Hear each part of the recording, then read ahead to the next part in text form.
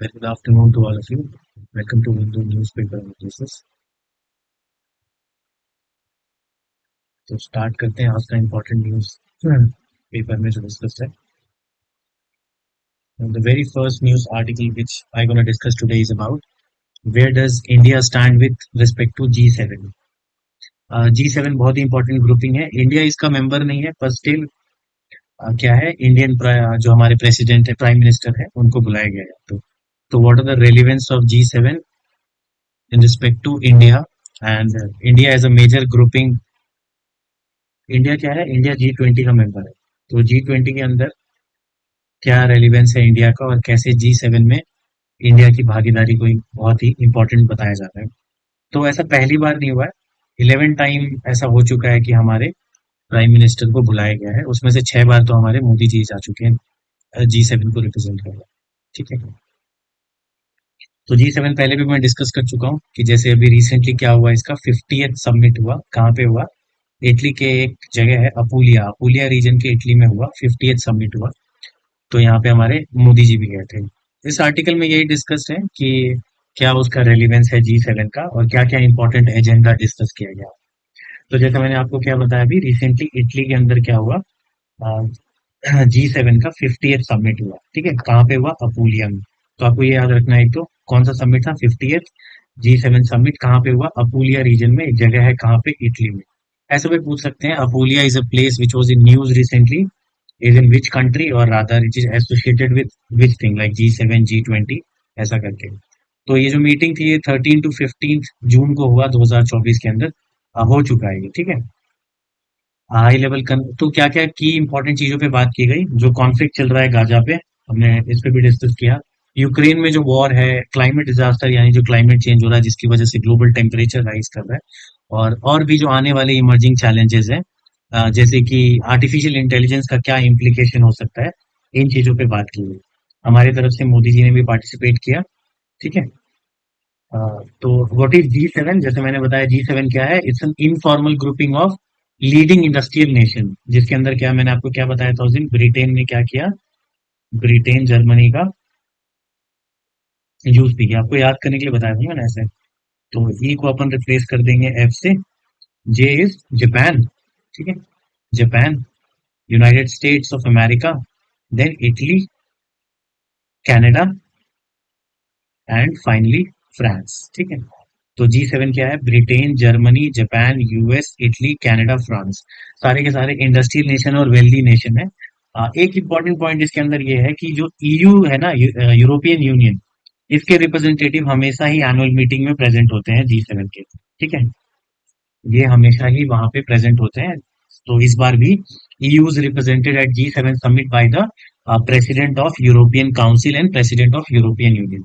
मैंने आपको पहले भी बताया कि G7 जो ग्रुपिंग है 1975 में इसका स्टैब्लिशमेंट हुआ. 1973 के अंदर एक ऑयल क्राइसिस आया जिसकी वजह से काफी इकोनॉमिक स्लो डाउन हो गया. तो उसके बाद इंडस्ट्रियल, इन जो भी इंडस्ट्रियलाइज नेशन है, ये सातों कंट्री एक बार आई साथ में, और इन्होंने क्या बनाया, ग्रुपिंग बनाई जिसको क्या कहा गया, G7. तो 1975 में इसका स्टैब्लिशमेंट होता है. 1997 में रशिया भी इसके अंदर पार्ट लेता है, रशिया भी इस ग्रुप का मेंबर हो जाता है. तो G7 जो है वो फॉर्मली G8 हो जाता है. ठीक है. लेकिन 2014 में क्रीमिया पे एनेक्सेशन के बाद रशिया को इस ग्रुप से हटा दिया जाता है. और फाइनली क्या है, post 2017 again G8 become G7. What is the functioning of it? तो सबसे इंपॉर्टेंट है कि कोई भी फॉर्मल क्राइटेरिया नहीं है मेंबरशिप के लिए. ठीक है. कोई अगर कंट्री इसका मेंबर बनना चाहता है तो कोई फॉर्मल क्राइटेरिया नहीं है. आप बस ऐसे कहते हैं कि जो टिपिकली वेल्दी डेमोक्रेसीज हैं, they are the part of G7 nation. ठीक है. G7 का कोई भी परमानेंट सेक्रेटेरिएट नहीं है. That's a very important point, we have discussed it earlier as well, कि G7 का कोई भी परमानेंट सेक्रेटेरिएट नहीं है. जो प्रेसिडेंसी है वो इनके जो जो भी इसके मेंबर हैं, जैसे 7 कंट्रीज के मेंबर हैं, उनके बीच में एनुअली ये रोटेट होता रहता है. और जिस कंट्री जो इसको होस्ट कर रही होती है, जैसे अभी कौन है होस्ट इसका, अभी इटली इसका होस्ट है, तो वहां के जो प्रेसिडेंट होंगे, he is only responsible for setting the agenda of the summit and organising the meeting. ठीक है. सारे फिर कंट्री के डेलीगेट्स जाते हैं, और जो भी मिनिस्टर और जाते हैं जो पॉलिसी डिस्कशन और मीटिंग्स में पार्टिसिपेट करते हैं, उनको शेरपा कहा जाता है. और वही बेसिकली नेगोशिएट करते हैं और क्या क्या लिए जाएंगे इस पे मुद्दे, वो डिस्कस किया जाता है। तो G7 और G20 दोनों ही आर्टिकल के बारे में उसमें बताया हुआ था, जो न्यूज़पेपर आर्टिकल मैंने अभी आपको दिखाया। G20 में क्या है, G20 का एक बहुत ही इंपॉर्टेंट मेंबर है भारत, ठीक है। तो it's a larger group of economies. दोनों में डिफरेंस क्या है, G20 के अंदर डेवलपिंग नेशंस भी हैं, लेकिन G7 में क्या है, G7 में सिर्फ और सिर्फ कौन है, G7 में we have only the industrialise nation और डेवलप्ड नेशन। देखो तो ये आर्टिकल में यहाँ पे मेंशन किया हुआ है। G7 की हमने बात करी, ये देखिए, G7 is increasing under attack for being a elitist non-inclusive group that does not include three of the world top economies, है ना। दुनिया की टॉप 10 इकोनॉमीज में से तीनों को इंक्लूड नहीं किया गया है G7 में। तो ऐसा कह रहे हैं कि फ्यूचर में ये जो डेवलपिंग इकोनॉमीज हैं, जिसमें चाइना, इंडिया और ब्राजील है, इनको भी आपको इंक्लूड करना चाहिए in the days to come. फिर ऐसे ही ये ड्रॉ किया गया कि G20 में रिप्रेजेंटेशन तो है, पर G20 में रेस्ट ऑफ द वर्ल्ड का भी रिप्रेजेंटेशन है, जैसे कि अमेरिका भी उसका पार्ट है, यूएसए भी G20 का मेंबर है, लेकिन इंडिया, ब्राजील और चाइना जैसे डेवलपिंग इकोनॉमीज को इसके अंदर क्यों नहीं मेंबरशिप दी जा रही है। तो ये भी एक नैरेटिव है जो डेवलप हो रहा है इसके साथ। तो यहाँ तक हमने डिस्कस कर लिया, राइट। अब ये है कि की हाईलाइट क्या था, जो अभी सबमिट हुआ, इसका की हाईलाइट क्या है। तो जैसे बताया आपको, रशिया यूक्रेन वॉर के ऊपर डिस्कशन किया गया। इसराइल हमस का जो कॉन्फ्लिक्ट चल रहा है गाजा में, उसको लेके चर्चा की गई यहाँ पे, ठीक है। और एडिशनली क्या है, G7 लीडर्स, जितने भी G7 में मेंबर्स हैं, they agreed for what, 50 billion loan package देंगे। किसको ये देंगे, यूक्रेन को, ठीक है। Utilising interest from Russia frozen central bank asset as collaterals, ठीक है। 50 बिलियन लोन पैकेज दिया जाएगा यूक्रेन को, ठीक है, क्योंकि वॉर की वजह से काफी डैमेज हुआ है उस पे। तो इन सब चीजों के ऊपर चर्चा की गई। अब एक सवाल है यहाँ पे क्या, कि भारत के पॉइंट ऑफ व्यू से ये क्यों सिग्निफिकेंट है G7, जबकि इंडिया उसका मेंबर नहीं है। तो India has long been called for reforming global institution and grouping to reflect modern day geopolitical relatives, ठीक है। वैसे भी क्या है, दुनिया का वर्ल्ड का टॉप लीडिंग इकोनॉमीज है इंडिया। और इंडिया बेसिकली क्या है, ऐसा कहते हैं कि जो इंडो पैसिफिक रीजन है, इसमें चाइना को काउंटर करने के लिए इंडिया ही एक सबसे बड़ी इकोनॉमी है। और इंडिया के जो रिश्ते हैं वो काफी अच्छे हैं, यूएस के साथ काफी अच्छे हैं, जो एक ग्लोबल सुपर पावर के तौर पे चलता आ रहा है। तो चाइना का सुप्रीमेसी काफी ज्यादा बढ़ता जा रहा है, तो उसको काउंटर करने के लिए इंडिया का प्रेजेंस भी काफी ज्यादा इंपॉर्टेंट है। अब एक दूसरा आर्टिकल है यहाँ पे, मैं आपको दिखाता हूँ पहले, फिर हम डिस्कस करते हैं इसको, which is about heat waves, है ना। दिस इज, ये इंपॉर्टेंट आर्टिकल है, क्या हीट वेव्स को नेचुरल डिजास्टर डिक्लेयर करना चाहिए या नहीं करना चाहिए, ऐसा कह रहे हैं यहाँ पे एक आर्टिकल में, ये कहा गया है। तो इंडिया के अंदर अगर कोई भी डिजास्टर के ऊपर कोई भी एक जो गवर्निंग बॉडी है, उसको क्या कहते हैं हम, नेशनल डिजास्टर मैनेजमेंट एक्ट एक है, उसके थ्रू एक बॉडी बनाई गई NDRF। जो कोई भी डिजास्टर होता है, उस डिजास्टर के में क्या मेजर्स लेने हैं, कैसा प्रोएक्टिव रिस्पॉन्स होना चाहिए, उसके लिए एक बॉडी है, ठीक है। तो ये सब मेंशन किया गया है इसमें। इसमें फिर फाइनेंस कमीशन के बारे में भी बात की गई है। फिर 15th फाइनेंस कमीशन क्या है, वो कैसे वहां से शेयर देते हैं स्टेट्स को, और कैसे फंड विड्रॉ किया जा सकता है, कि अगर ये डिजास्टर, अगर इसको डिक्लेयर कर देते हैं कि ये नेचुरल डिजास्टर है, तो हीट वेव्स की वजह से आपने जैसे देखा होगा, यूपी बिहार के कई हिस्सों में काफी लोगों की जान गई है। तो उसके लिए कह रहे हैं कि अगर इसको हम नोटिफाइड डिजास्टर की लिस्ट में ले आते हैं, हीट वेव्स को, तो कितना पैसा गवर्नमेंट को ड्रॉ करना होगा। जैसे हर स्टेट गवर्नमेंट का एक एलोकेशन होता है। 15 फाइनेंस कमीशन बेसिकली क्या करती है, सेंटर और स्टेट के बीच में क्या रेवेन्यू शेयर होगा, ये डिसाइड करती है, ठीक है। तो उसमें एक ये वाला भी पार्ट है, जिसमें नोटिफाइड डिजास्टर का एक लिस्ट बनाया जाता है, कि जो भी फंडिंग है, NDRF और SDRF, यानी स्टेट डिजास्टर रिस्पॉन्स फंड को, और नेशनल डिजास्टर रिस्पॉन्स फंड है, उनको कितना कितना फंड दिया जाएगा, क्या परसेंटेज होगा।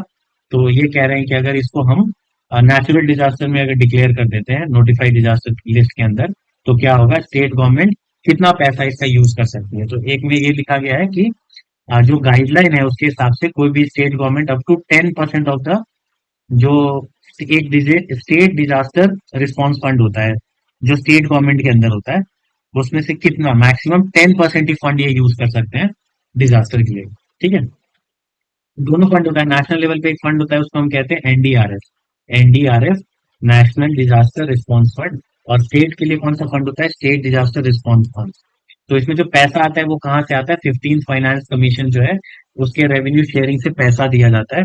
तो एनडीआरएफ को और एसडीआरएफ दोनों में फंड ट्रांसफर होते हैं। तो कह रहे हैं एसडीआरएफ में जो फंड ट्रांसफर होता है इस पर्टिकुलर चीज के लिए कितना इस्तेमाल करते हैं, गवर्नमेंट कितना इस्तेमाल कर सकती है? 10% ही इस्तेमाल कर सकती है, मैक्सिमम कैप यही है। ठीक है। तो इन चीजों के बारे में कहा जा रहा है कि, और एक और सवाल पूछा गया है कि क्या हीट वेव डेथ, जो हीट वेव की वजह से जो डेथ हो रहा है क्या वो भारत में बढ़ता जा रहा है? तो उसका एक आंकड़ा आया है कि 2023 के अंदर एटलीस्ट 100 लोगों का कंफर्म हुआ कि इतने लोग अ, नहीं रहे because of this heat wave. और ग्रेजुअली ये नंबर वैसे घटता चला जा रहा है। जैसे 2017 के अंदर कितने कितने डेथ हुए? 1127। तो एक ट्रेंड बेसिकली अगर पूछे कि क्या हीट वेव की वजह से जो डेथ है वो नंबर बढ़ता चला जा रहा है? नंबर तो नहीं बढ़ रहा है हम कहेंगे, लेकिन उसकी वजह से बहुत सारा हेल्थ इम्प्लीकेशन है। जैसे कई लोगों को कार्डियोवास्कुलर डिजीज है और किसी को प्री एग्जिस्टिंग डिजीज है, तो उनके लिए काफी टफ है अगर उनको क्या है हीट वेव का सामना करना पड़ रहा है।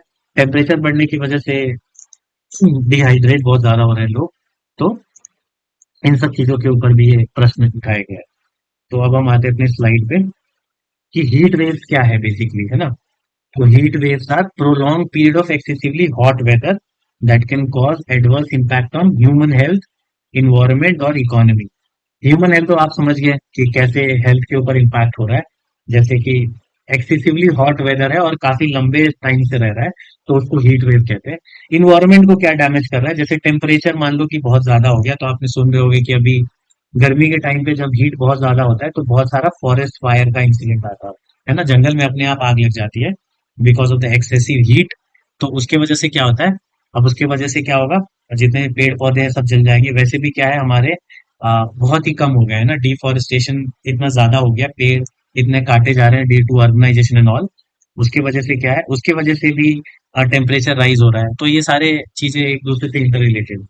तो भारत क्या है? एक ट्रॉपिकल कंट्री है। ट्रॉपिकल कंट्री का मतलब जहाँ पे सन रेज काफी ज्यादा फॉल करता है, तो it is very vulnerable to heat waves. ठीक है।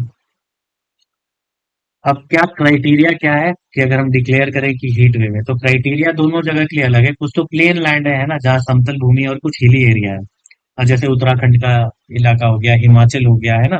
तो क्या क्राइटेरिया है? हीट वेव कब कहते हैं? जब मैक्सिमम टेम्परेचर कहीं का भी कितना पहुंच जाए? At least 40 degree Celsius, 40 degree Celsius, और 40 से ज्यादा अगर होगा प्लेन एरिया में। और हिली एरिया में कितना? एटलीस्ट 30 डिग्री सेल्सियस और उससे ज्यादा होगा, तो कहेंगे क्या? कि हीट वेव है। ठीक है। कितना? एटलीस्ट 40 डिग्री सेल्सियस और मोर, वेयर इन प्लेन एरियाज। ठीक है।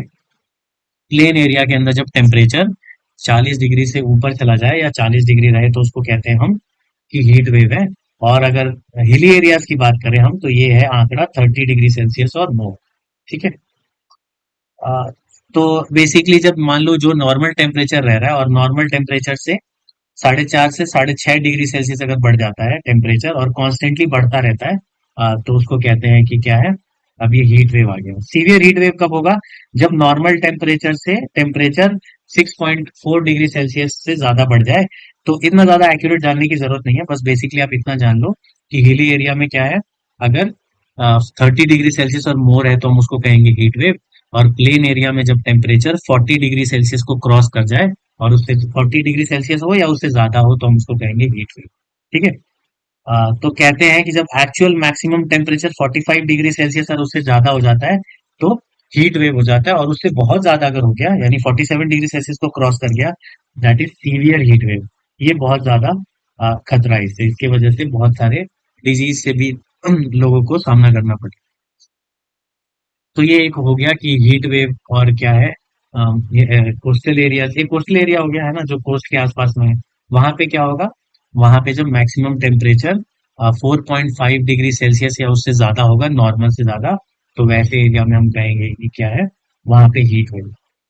तो हाई टेम्परेचर ही सिर्फ एक कारण नहीं है फेटेलिटी का, एक और रीजन है। जब हाई टेम्परेचर को हम हाई ह्यूमिडिटी के साथ जब क्लब कर देते हैं, जब टेम्परेचर भी बहुत ज्यादा हो और ह्यूमिडिटी भी बहुत ज्यादा हो, ऐसे कंडीशन को कहते हैं वेट बल्ब टेम्परेचर। और उसकी वजह से हीट वेव बहुत ही खतरनाक हो जाता है।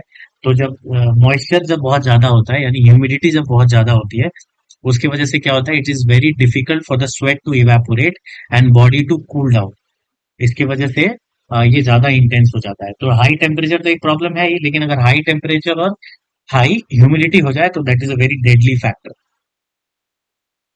अब क्या क्या कारण है भाई, है ना? तो एक तो हो गया हमारे क्या, एक तो ग्लोबल वार्मिंग हो गया, इसका इम्पैक्ट, ठीक है।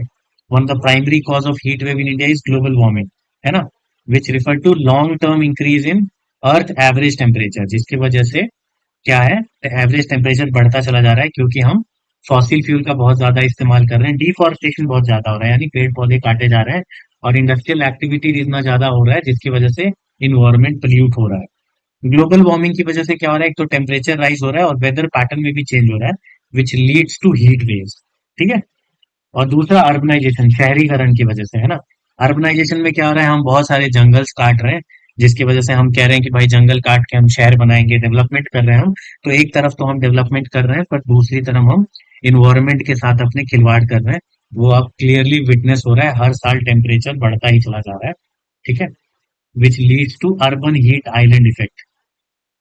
अर्बन एरियाज में देखो पॉपुलेशन डेंसिटी बहुत ज्यादा है ना, अर्बन एरियाज में मतलब शहरों में, बड़े बड़े शहरों में क्या है, पॉपुलेशन डेंसिटी बहुत ज्यादा है, मतलब पॉपुलेशन का घनत्व तो बहुत ज्यादा है, एरिया बहुत कम है शहरों में, और कम एरिया में ही बहुत सारे लोग रह रहे हैं। इंडिया का नेशनल एवरेज 2011 सेंसेक्स के हिसाब से 384 स्क्वायर किलोमीटर है, ठीक है, 384 स्क्वायर मीटर है। कहाँ क्या है, स्क्वायर मीटर है, कहाँ के हिसाब से, ये हमारा नेशनल एवरेज है, लेकिन सोचो दिल्ली के अंदर कितना है, 1200 से भी ऊपर है पॉपुलेशन डेंसिटी। तो जगह कम है, पॉपुलेशन डेंसिटी इतना ज्यादा है, हर घरों में एसी लगा हुआ है ना। तो इसकी वजह से क्या है, ये सब क्या है, अर्बनाइजेशन का ही कारण है। तो इससे दूर करना होगा हमें, पेड़ पौधे और लगाने पड़ेंगे, तो डिफॉरेस्टेशन की जगह हमें क्या करना पड़ेगा, एफॉरेस्टेशन को प्रमोट करना पड़ेगा। इंडस्ट्रियल एक्टिविटीज को थोड़ा अर्बन एरिया से स्विच करके बाहर की तरफ ले जाना पड़ेगा, और ऐसे सोर्सेज खोजने होंगे जिनसे पोल्यूशन कम, ठीक है। इसकी वजह से वेदर पैटर्न भी काफी चेंज हो रहा है। अब जैसे मैंने क्या बताया था, डिजास्टर मैनेजमेंट एक्ट एक आया इंडिया में 2005 के अंदर। बहुत सारे डिजास्टर इवेंट हो रहे थे, जिसकी वजह से गवर्नमेंट एक एक्ट लेके आती है 2005 में दिसंबर में, और उसका एक्ट का नाम होता है डिजास्टर मैनेजमेंट एक्ट। जिससे क्या बनता है, उससे बनाया जाता है एक नेशनल डिजास्टर मैनेजमेंट अथॉरिटी, ठीक है, नेशनल डिजास्टर मैनेजमेंट अथॉरिटी। इसको लीड कौन करता है, इसको लीड करते हैं हमें हमारे प्रधानमंत्री, ठीक है, प्राइम मिनिस्टर। और एक बनाया जाता है पैरेलली स्टेट के लिए, क्या बनाया जाता है, स्टेट डिजास्टर मैनेजमेंट अथॉरिटीज। तो यूनियन यानी सेंटर में क्या बनाते हैं हम, सेंटर में हम बनाते हैं नेशनल डिजास्टर मैनेजमेंट अथॉरिटी, जिसको लीड कौन करते हैं, प्राइम मिनिस्टर। उसी तरह से स्टेट में पैरेलली क्या बनाया जाता है, state disaster management authority, and which is led by chief minister, है ना, हर स्टेट में बनता है, और हर स्टेट के जो रिस्पेक्टिव चीफ मिनिस्टर होते हैं, ही विल लीड दिस, ठीक है। तो एनडीए में क्यों बनाया जाता है, तो it is serve as the apex body for disaster management in India. कोई भी डिजास्टर आता है भारत में, तो उसको उसके ऊपर जो सबसे इम्पोर्टेंट बॉडी है, जो उसके ऊपर पॉलिसी बनाती है, कैसे एग्जीक्यूशन होगा, कैसे हम लोगों को बचाएंगे उस डिजास्टर से, ये जिम्मेवारी किसकी है, ये है नेशनल डिजास्टर मैनेजमेंट अथॉरिटी की। यूनियन में यानी सेंटर में कौन लीड करता है इसको, प्राइम मिनिस्टर। और हर स्टेट में जो स्टेट डिजास्टर मैनेजमेंट अथॉरिटी है, वो रिस्पेक्टिव चीफ मिनिस्टर उसको लीड करते हैं, ठीक है। तो ये बहुत ही इंपॉर्टेंट कदम था। अब ये देखते हैं नेशनल डिजास्टर मैनेजमेंट अथॉरिटी। तो ये सब्सिक्वेंटली बहुत सारी कमेटी बनाई गई, 1999 में एक हाई पावर कमेटी बनाया गया कि डिजास्टर मैनेजमेंट प्लान बनाना चाहिए। फिर गुजरात में अर्थक्वेक आया, उसके बाद एक नेशनल कमेटी बनाई गई कि now it's a high time कि हम डिजास्टर को सीरियसली लें। तो 2005 में डिजास्टर मैनेजमेंट एक्ट आया, 2004 में सुनामी आई थी, तो सुनामी के बाद एक कहा गया कि नहीं, इट्स हाई टाइम। तो अब एक डिजास्टर मैनेजमेंट एक्ट के बाद हमने एक नेशनल डिजास्टर मैनेजमेंट अथॉरिटी बनाया 2005 में, ठीक है। और 2006 में क्या हो गया, ये it was notified under the provision of the act. अब एक सवाल पूछा जाएगा कभी भी कि इसकी नोडल मिनिस्ट्री कौन है ना, कौन सी मंत्रालय के अंदर ये आता है, तो it come under the purview of the ministry of home affairs, है ना, मिनिस्ट्री ऑफ होम अफेयर्स के अंदर आता है। Very important question. एक तो क्या है, डिजास्टर मैनेजमेंट एक्ट कब आया, 2005 में। उसकी वजह से हमने यूनियन में क्या बनाया, नेशनल डिजास्टर मैनेजमेंट अथॉरिटी। इसको लीड कौन करते हैं, हमारे प्रधानमंत्री जी। और स्टेट में क्या बनाया गया, स्टेट में बनाया गया स्टेट डिजास्टर मैनेजमेंट अथॉरिटी, और वहां पे रिस्पेक्टिव जो भी चीफ मिनिस्टर होंगे ही विल हेड दिस, ठीक है। और वैसे नोडल मिनिस्ट्री कौन सी है इसकी, तो वो है ministry of home affairs. Composition एक बार देख लेते हैं। एक होता है इसके अंदर चेयरपर्सन, और भी मेंबर होते हैं, लेकिन टोटल नंबर ऑफ जो मेंबर होते हैं वो 9 से एक्सीड नहीं कर सकते। तो मैक्सिमम नंबर कितना होगा, 9। प्राइम मिनिस्टर, जैसे मैंने आपको बताया, PM is the ex officio chairperson of the national disaster management authority. और बाकी जो मेंबर्स बनाए जाते हैं इनके अलावा, वो यही नॉमिनेट करते हैं, ठीक है। अब जैसा उसमें दिखाया था मैंने आपको, एक 15th फिनेंस कमीशन के बारे में भी बात किया गया था। तो अब देखते हैं अपन फाइनेंस कमीशन क्या है। फाइनेंस कमीशन क्या है, कैसी बॉडी है, कॉन्स्टिट्यूशनल बॉडी है। जैसे मैंने आप बार बार मैं आपको बताता हूँ, कॉन्स्टिट्यूशनल बॉडी क्या होता है, जिसके बारे में संविधान में मेंशन है। तो इसके बारे में एक आर्टिकल है हमारे संविधान में, article 280। Under article 280 of the constitution, जो हमारे प्रेसिडेंट है, प्रेसिडेंट ऑफ इंडिया, वो क्या बनाते हैं, फाइनेंस कमीशन बनाते हैं। 5 साल में, हर 5 साल के अंतराल में एक फाइनेंस कमीशन वो बनाते हैं, ठीक है। कौन से आर्टिकल के अंदर, आर्टिकल 280। फाइनेंस कमीशन क्या करता है, it basically determine the method and formula for distributing the tax. जो भी टैक्स कलेक्ट होता है, वो टैक्स कैसे डिस्ट्रीब्यूट किया जाएगा सेंटर और स्टेट के बीच में, ये जो फॉर्मूला और जो मेथड है वो कौन निकालता है, फाइनेंस कमीशन। और हर स्टेट को एक रिक्वायरमेंट होता है, मेथोडोलॉजी निकालते हैं वो, उसके तहत टैक्स जो है उसके तहत पैसा दिया जाता है परसेंटेज में, कि इस स्टेट को इतना पैसा मिलेगा और इसको इतना पैसा, ठीक है। तो अभी जो रिसेंटली चल रहा है वो क्या चल रहा है, 15th फाइनेंस कमीशन। कभी कभी नंबर भी पूछ लेंगे आपसे कि अभी जो फाइनेंस कमीशन है उसका कौन सा नंबर है, 15th है। फाइनेंस कमीशन को कौन कॉन्स्टिट्यूट करता है, तो हमारे प्रेसिडेंट ऑफ इंडिया। तो एक सवाल क्या हो गया, कौन सा टर्म है, 15 फाइनेंस कमीशन है, कौन से आर्टिकल में है, आर्टिकल 280 में है। कौन कॉन्स्टिट्यूट करता है फाइनेंस कमीशन को, तो हमारे प्रेसिडेंट ऑफ इंडिया। 2017 में बनाया गया था ये, और इसके चेयरमैन कौन है, NK Singh. Again a very important point, कौन है चेयरमैन 15 फाइनेंस कमीशन के, एनके सिंह, ठीक है। कौन है, एनके सिंह। तो इसका जो रिकमेंडेशन है वो 5 साल के लिए है, 2021-22 से लेके 2025 तक। अब ये टर्म खत्म होने वाला है, तो इसीलिए आप 16 फाइनेंस कमीशन भी रिसेंटली अपॉइंट कर दिया गया 2023 में ही। वो ये पूछा जा सकता है क्योंकि ये रिसेंट है, और इसको कौन हेड करेंगे, अरविंद पंगरिया, ठीक है, अरविंद पंगरिया। पहले सीईओ थे नीति आयोग के, ठीक है। कॉम्पोजिशन ऑफ फाइनेंस कमीशन की बात करते हैं, तो जैसे मैंने क्या बताया, फाइनेंस कमीशन में एक तो चेयरमैन होंगे और 4 अदर मेंबर होंगे। तो फाइनेंस कमीशन में टोटल नंबर ऑफ मेंबर्स कितने होंगे, 5। एक होंगे, एक कौन होगा, चेयरमैन होगा, और रेस्ट अदर मेंबर होंगे। कौन अपॉइंट करेंगे इनको, प्रेसिडेंट। तो फाइनेंस कमीशन का चेयरमैन कौन होगा और अदर मेंबर कौन होंगे, ये कौन करेंगे, प्रेसिडेंट साहब करेंगे। और फाइनेंस कमीशन कॉन्स्टिट्यूट, सब फाइनेंस कमीशन को लेके जितनी भी चीजें सब प्रेसिडेंट ही करते हैं। और जो चेयरमैन है और जो अदर मेंबर हैं कमीशन के, ऐसा नहीं है कि उनका टर्म है कि 5 साल तक करेंगे। जब तक प्रेसिडेंट चाहेंगे, जो भी टर्म वो निर्धारित करेंगे फॉर सच पीरियड, जो फाइनेंस कमीशन के जो चेयरमैन होंगे और other member of the commission, they will hold office for such period as specified by the president in his order, ठीक है। और एक और है, अगर बहुत ही टफ किया जाए क्वेश्चन, जुडिशरी में जनरली पूछा जाएगा, क्लैट में तो नहीं पूछेंगे ये, कि जो चेयरमैन और मेंबर है फाइनेंस कमीशन के, क्या वो रीअपॉइंटमेंट के लिए इलिजिबल है कि नहीं। तो they are re eligible, they are eligible for reappoint, ठीक है। तो फाइनेंस कमीशन के बारे में हमने डिस्कस कर लिया। इसमें दो तरह से डिवोल्यूशन होता है टैक्सेस का।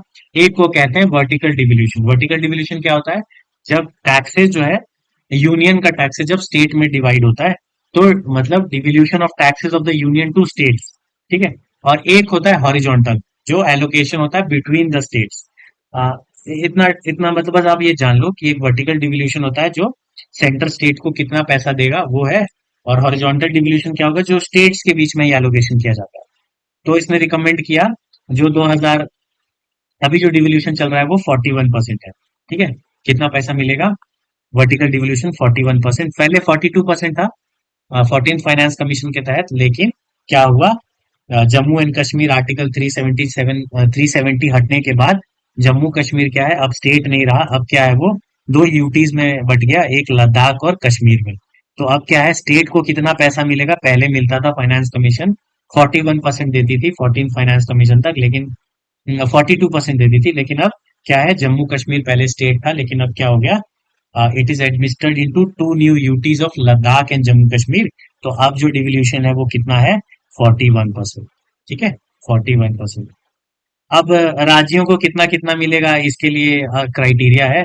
डेमोग्राफिक डिविडेंड, कितना इनकम है, कितना पॉपुलेशन है, इतना जानने की जरूरत नहीं है, ये हमारे एग्जाम के लिए इंपॉर्टेंट नहीं। फिर जैसे मैंने आपको बताया था डिजास्टर मैनेजमेंट वाला, तो डिजास्टर मैनेजमेंट के लिए कितना कितना पैसा मिलेगा, तो जो स्पेशल कैटेगरी जो हिमालयन स्टेट और नॉर्थ ईस्टर्न स्टेट है, इनको इनके लिए फंडिंग अलग है। 90:10%, यानी 90% पैसा देगी केंद्र सरकार, है ना, और 10% स्टेट खुद देगा, और जो भी डिजास्टर रिस्क होगा वो उसके बीच में शेयर होगा। तो बाकी स्टेट के लिए 25% का रेशियो है। ठीक है। अब जैसे मैंने आपको बताया, क्या बताया, 16th फाइनेंस कमीशन भी बना दिया गया 2023 में, और इसके चेयरमैन कौन होंगे, वेरी इंपॉर्टेंट। अब जो रिसेंटली जो अब आने वाला है वो कौन आएगा, 16th फाइनेंस कमीशन। और 16th फाइनेंस कमीशन के चेयरमैन कौन होंगे, अरविंद पंगरिया। कौन होंगे, अरविंद पंगरिया, जो नीति आयोग के पहले सीईओ थे। The commission has been requested to make it recommendation available by दो, जैसे मैंने पहले क्या बताया था, उनका चलेगा 2025 तक। 2025 के बाद क्या है, उनका पीरियड जब खत्म हो जाएगा तो इनका टर्म चालू हो जाएगा 1 अप्रैल 2026 से। और फिर इनका टर्म चलेगा किसका, अरविंद पंगरिया साहब का। ठीक है, 16 फाइनेंस कमीशन का। फिर यही है, इसमें क्या कहा जाता है कि यूनियन और स्टेट के बीच में कैसे डिस्ट्रीब्यूशन होगा टैक्सेस का। ठीक है, यही सब चीजें हैं। ठीक है। सॉरी।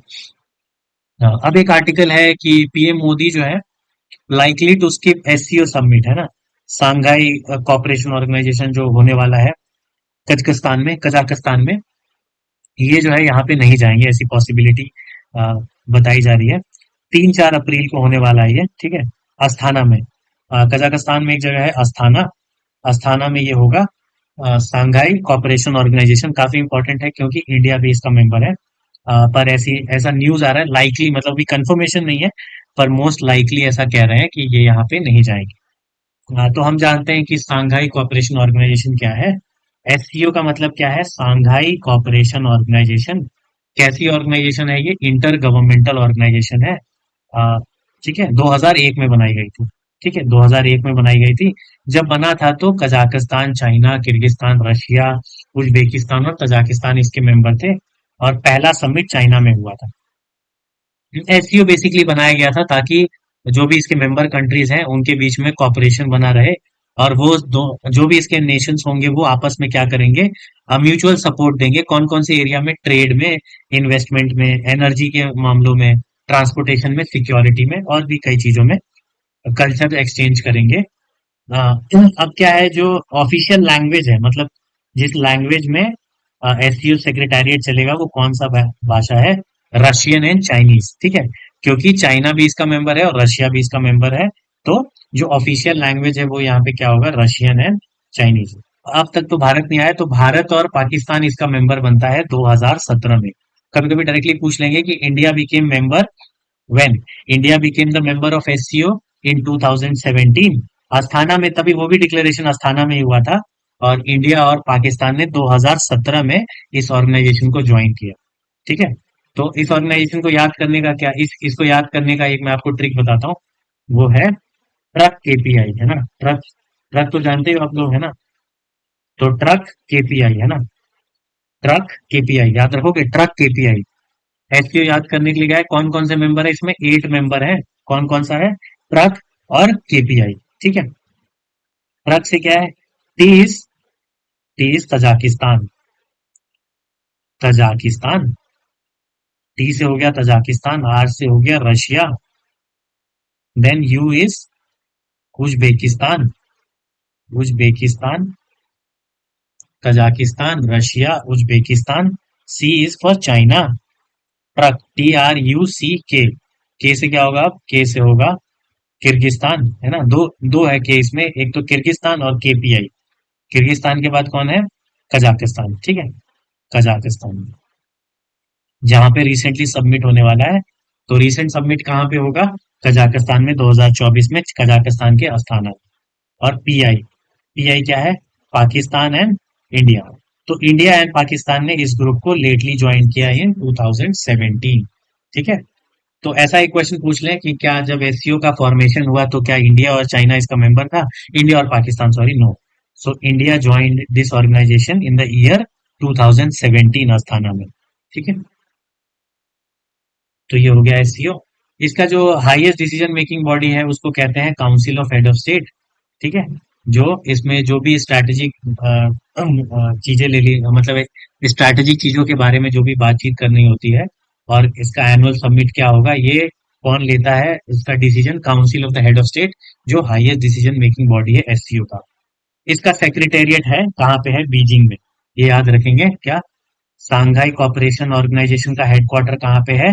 बीजिंग में। कहाँ पे है? बीजिंग में। बीजिंग कहाँ है? चाइना में। ठीक है, चाइना की राजधानी बीजिंग में। ठीक है, इसके अंदर एक और विंग है, उसको कहते हैं रैट्स, वेरी इंपॉर्टेंट। रैट्स क्या है? Regional anti terrorism structure. क्या है rats? Regional anti terrorism structure. इसको बेसिकली बनाया गया था थ्री इविल्स को दूर करने के लिए, जो है टेररिज्म, सेपरेटिज्म एंड एक्सट्रीमिज्म, है ना? जो दुनिया के तीन बड़े इविल हैं, उसको हटाने के लिए, उसको कॉम्बैट करने के लिए एक ऑर्गेनाइजेशन बनाया गया, रीजनल एंटी टेररिस्ट स्ट्रक्चर। क्या है वो? ये एससीओ के अंदर ही है। ठीक है, एससीओ के अंदर ये एक ऑर्गेनाइजेशन है, सब ऑर्गेनाइजेशन कह लो। किसके अंदर? एससीओ के अंदर, शांघाई कोऑपरेशन ऑर्गेनाइजेशन के अंदर। जिसका हेडक्वार्टर कहाँ पे है? इसका रैट्स का हेडक्वार्टर बीजिंग में नहीं है, है ना? एससीओ का हेडक्वार्टर कहाँ पे? बीजिंग में, चाइना में। लेकिन एससीओ के अंदर एक और ग्रुप है जिसका नाम है रैट्स, उसका हेडक्वार्टर है ताशकंद में। उज्बेकिस्तान के जगह कहाँ पे है? ताशकंद। ताशकंद में है रैट्स का headquarter. And rats is responsible for combating three evils, which is terrorism, separatism, and extremism. So it is responsible for coordinating efforts among member countries to combat terrorism, separatism, and extremism. Truck KPI में एक और आई भी add हो सकता है, Iran को भी बात कर रहे थे कि इसके अंदर इंडक्ट करेंगे, है ना? तो जब भी ऑफिशियल नोटिफिकेशन आएगा तो उसके अंदर 9 नेशंस हो जाएंगे। अभी कितने हैं? 8 मेंबर हैं। तो ये हो गया हमारा आज के इम्पोर्टेंट आर्टिकल्स। अब एक बार न्यूज़पेपर देख लेते हैं और क्या इम्पोर्टेंट चीजें हैं जो हम डिस्कस कर सकते हैं। ठीक है, तो फ्रंट पेज में क्या है हमारे? फ्रंट पेज में है गवर्नमेंट रिमूव एनटीए चीफ, है ना? एनटीए, अब अभी देखा होगा आपने रिसेंटली, क्या है, नीट का पेपर भी लीक हो गया। लेकिन नीट का पेपर एनटीए नहीं कराता। नीट का पेपर एक ऑर्गेनाइजेशन है जिसको कहते हैं national board of examination. National board of examination ministry of health और फैमिली वेलफेयर के अंदर आता है। एक ऑटोनॉमस बॉडी है जो नीट का पेपर कराती है। तो नीट का पेपर भी लीक हो गया, और किसका? नीट पीजी का बेसिकली पेपर लीक हो गया। तो नीट पीजी का पेपर कौन कराता है? वो कराती है नेशनल बोर्ड ऑफ एग्जामिनेशन। ठीक है, तो काफी पेपर लीक हो रहा है, तो इसके ऊपर काफी ज्यादा अभी गवर्नमेंट एक पॉलिसी भी लेके आई है, उसमें काफी कड़े पनिशमेंट दिए जाएंगे। एनटीए के डायरेक्टर जनरल को भी अब हटा दिया गया है। पहले एनटीए के डायरेक्टर जनरल थे सुबोध कुमार सिंह, है ना? सुबोध कुमार सिंह को अब हटा के किसको बनाया गया है? ये नाम आप याद रखेंगे, इनका नाम है प्रदीप प्रदीप सिंह खरोला। प्रदीप सिंह खरोला याद रखेंगे, कौन है ये? एनटीए के चीफ है ना? एनटीए के एनटीए के डीजी है बेसिकली। ठीक है, एनटीए का डीजी किसको अपॉइंट किया गया है? एनटीए के डायरेक्टर जनरल कौन है हमारे? अब एनटीए के डायरेक्टर जनरल है प्रदीप सिंह खरोला। ठीक है, पहले थे सुबोध कुमार सिंह। सुबोध कुमार सिंह को गवर्नमेंट ने हटा दिया, और जो न्यूली जो नया अपॉइंटमेंट है, काफी इंपॉर्टेंट रहेगा आपके एग्जाम के पॉइंट ऑफ व्यू से, क्योंकि एक नया अपॉइंटमेंट हुआ है किसमें? एनटीए में, नेशनल टेस्टिंग एजेंसी जो है, इसके डायरेक्टर जनरल को हटाया गया है सुबोध कुमार सिंह को, और उनकी जगह पे लाया गया है प्रदीप सिंह खरोला को। ठीक है, तो ये हो गया हमारा प्रोटेम स्पीकर के बारे में हमने काफी चर्चा कर ली है। 94 आर्टिकल, 95 आर्टिकल, है ना? और किसको बनाया गया है? मेहताब साहब को। ठीक है, इसके ऊपर भी काफी बवाल चल रहा है। कांग्रेस कह रहे हैं कि बाई कन्वेंशन क्या है, जो सबसे सीनियर मोस्ट जो लीडर होते हैं उनको बनाना चाहिए, senior most member of the Lok Sabha. तो इनके हिसाब से सुरेश कुमार को बनाना चाहिए, क्योंकि उनका 8वां टर्म है। पर तो इसके ऊपर भी कुछ कुछ चल रहा है। तमिलनाडु वाला भी हमने डिस्कस कर लिया था, है ना? जो हुज ट्रेजेडी चल रहा है वाइन के ऊपर, है ना? इसमें भी हमने डिस्कस किया गया था मिथेनॉल पॉइजनिंग के ऊपर। We have discussed. अब ये पॉलिटिकल न्यूज है, हमारे काम का नहीं है।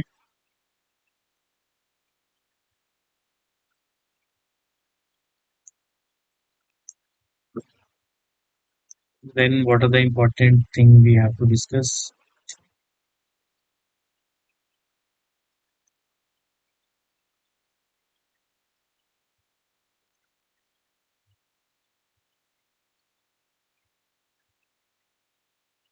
ये भी पॉलिटिकल न्यूज़ है, ये भी हमारे काम का नहीं। हाँ, एक यहाँ पे से एक चीज़ हम ड्रॉ कर सकते हैं। BSF to retaliate deployment in along Pakistan border in Jammu and Kashmir in the wake of terror strikes. ठीक है।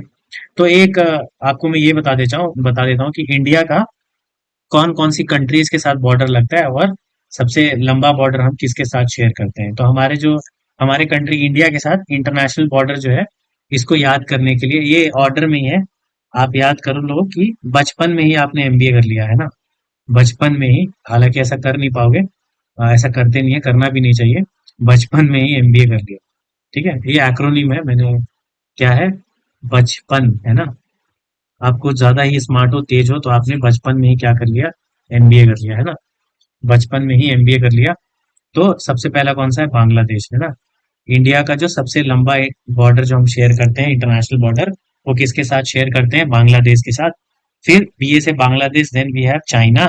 चाइना के बाद क्या है, चाइना के बाद है पाकिस्तान, फिर है नेपाल। इसी ऑर्डर में है, ठीक है। इसी ऑर्डर में हम अपना बॉर्डर शेयर करते हैं, इंटरनेशनल बॉर्डर। तो हमारा जो लॉन्गेस्ट इंटरनेशनल बॉर्डर है, वो हम किसके साथ शेयर करते हैं, बांग्लादेश के साथ। जो है अराउंड 4096 किलोमीटर का बॉर्डर है इंडिया और बांग्लादेश के बीच में। ठीक है। फिर बांग्लादेश के बाद चाइना, पाकिस्तान, नेपाल। एम से क्या होगा, मलेशिया नहीं, म्यांमार। ठीक है, नेबरिंग कंट्री है हमारा। फिर है हमारे पास, ठीक है, बचपन एमबीए है ना। बांग्लादेश है हमारे पास, बांग्लादेश हो गया, चाइना हो गया, BA China, then Pakistan, then we have Nepal, Myanmar, और देन वी हैव अफगानिस्तान है ना। Myanmar and Afghanistan. ठीक है। पाकिस्तान, चाइना, नेपाल, भूटान। भूटान बी है ना, बचपन MBA, this B is Bhutan, right. बचपन एम, सॉरी। तो क्या है हमारा, बचपन एमबीए। बांग्लादेश हो गया BA. Bangladesh, China, Pakistan, Nepal, Myanmar के बाद क्या है हमारे पास, भूटान। तो सबसे लंबा इंटरनेशनल बॉर्डर हम किसके, एक क्वेश्चन क्या हो गया, सबसे जो लॉन्गेस्ट इंटरनेशनल बॉर्डर इंडिया किसके साथ शेयर करता है, वो करता है बांग्लादेश के साथ, विच इज अराउंड 4096 किलोमीटर। याद करने की जरूरत नहीं है। और सबसे जो स्मॉलेस्ट है, सबसे जो छोटा है इंटरनेशनल बॉर्डर जो हम किसके साथ शेयर करते हैं, विच इज विद क्या है, अफगानिस्तान के साथ। हालांकि वो पीओके का पार्ट है, लेकिन स्टिल हम कहते हैं क्या। तो ये हो गया हमारे बचपन एमबी, आप याद रखेंगे, एकदम सेम ऑर्डर में है। बचपन सबसे ज्यादा बांग्लादेश के साथ, उसके बाद China, then Pakistan, then Nepal, Myanmar, Bhutan and finally Afghanistan. तो लॉन्गेस्ट इंटरनेशनल बॉर्डर किसके साथ है हमारा, बांग्लादेश के साथ है, याद रखेंगे। और शॉर्टेस्ट किसके साथ है, विच इज विद अफगानिस्तान। ठीक है। तो ये हो गया हमारा। हर जगह पे अलग अलग होता है, जैसे पाकिस्तान बॉर्डर पे बीएसएफ होती है, और पाकिस्तान और बांग्लादेश के बॉर्डर पे बीएसएफ को मिला हुआ है जिम्मेवारी।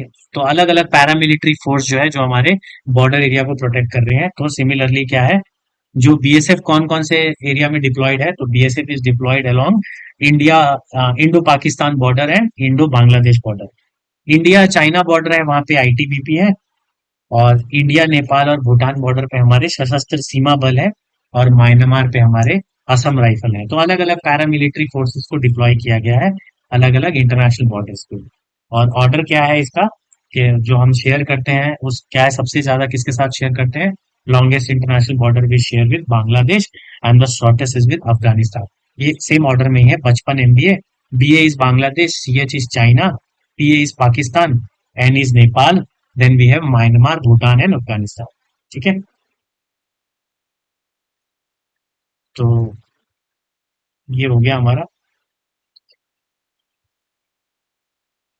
यूएपीए मैंने आपको बता ही दिया है। एनडीए के ऊपर काफी मुद्दा चल रहा है, अभी बहुत सारा ड्राफ्ट लेके आई है गवर्नमेंट। अभी मैं वो आपको फाइनल ड्राफ्ट बता दूंगा। एक और चीज आप इसमें याद रखो, इसमें एक जो कमेटी बनाई गई है, उसमें कौन उसको हेड कर रहे हैं, हमारे इसरो के पुराने। अभी अभी मैं आपको बताता हूँ। देखो ये मेन आर्टिकल पे आता है, फ्रंट पेज पे।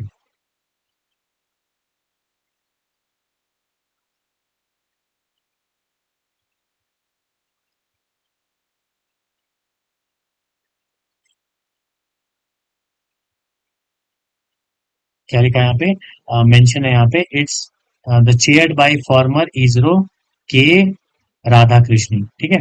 तो ये जो पैनल बनाया गया है, जो इसके ऊपर कि क्या क्या क्या करना चाहिए, क्या स्ट्रिंजेंट एक्शन लेना चाहिए, कितना पनिशमेंट होगा जो ये पेपर लीक में आ रहे हैं, इसके ऊपर जो हेड कर रहे हैं इस कमीशन को, वो कौन है, फॉर्मर इसरो के चीफ, इसरो क्या है, इंडिया रिसर्च स्पेस, क्या है, इंडिया स्पेस रिसर्च ऑर्गेनाइजेशन, जिसको कौन हेड कर रहे हैं हमारे, के राधाकृष्णन, ठीक है।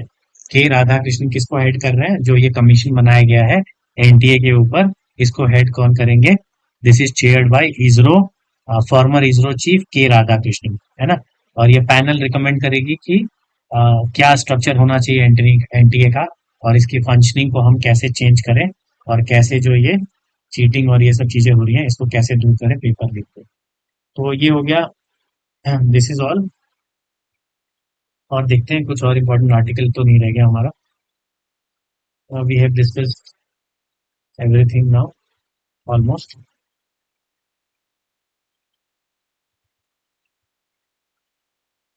ये हमने डिस्कस कर लिया, G7 we have discussed thoroughly. ये आर्टिकल हमारे काम का नहीं है। पीएम मोदी नहीं जाएंगे शायद आईसीयू, ये भी डिस्कस कर लिया हमने। So this is all for today. Thank you everyone for joining, and will meet day after tomorrow.